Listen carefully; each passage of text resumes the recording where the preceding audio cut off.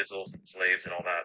I can tell you that that technology is fully known and fully present.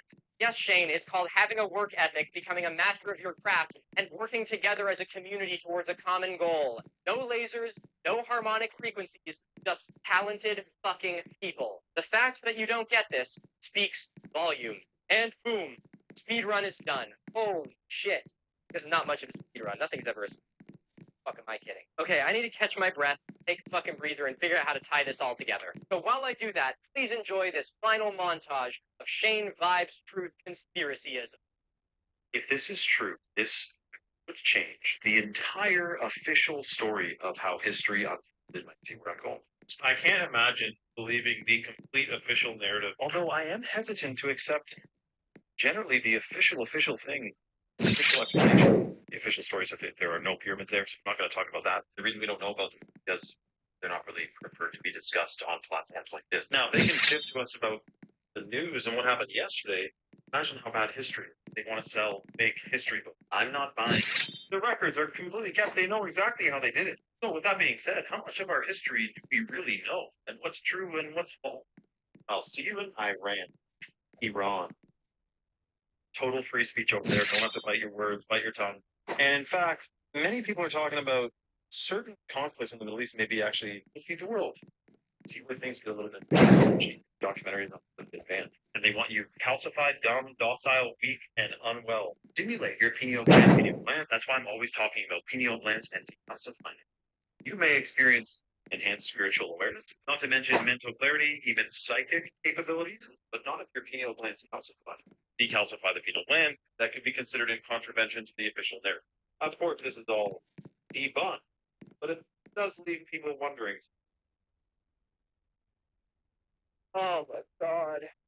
Okay, y'all, I'm gonna be honest. I really don't have too much more to say on this. I'm fucking exhausted. I think you guys all get the point. I mean, you don't need me to tie this in a nice little bow for you. But there is one person that we still need to talk to. So Shane, you can come back in now. Hi, Shane. Welcome back. I hope that you had a good time finding this in the timeline and everything over it. I'm sure that all of this has been a fucking roller coaster. You didn't ask for any of this. This sort of just happened. I know that you got a family and you've got kids, and I'm sure that this has just been a huge amount of added stress. But I don't do any of this to crucify you or cancel you. I do it because I have genuine concern. I think it's safe to say that if I'm going to be able to get through to you, I would have already done it in these videos. If none of that got through, there is nothing I can say right now that will. And I want to add that if your radio silence here is genuinely taking time for reflection, I honestly, from the bottom of my heart, commend you. It is never easy to receive criticism, especially harsh criticism. And it's much easier to fly into a defense than it is to sit with that discomfort and think about what you can do to change. And so I want to share with you some final thoughts here that I hope you'll be able to apply as you begin to apply that change, whatever comes next. Shane, you talk about a lot of problems. The death of our planet, the stratification of wealth, the corrupt elite, the destruction of our history. And as ridiculous as it may sound for me to say this now, Shane, you're right. The world is being killed, the corporate elites are rotting us blind, and our history is being burned in front of our eyes. But the question that I want you to really think about now is who benefits from what you are saying?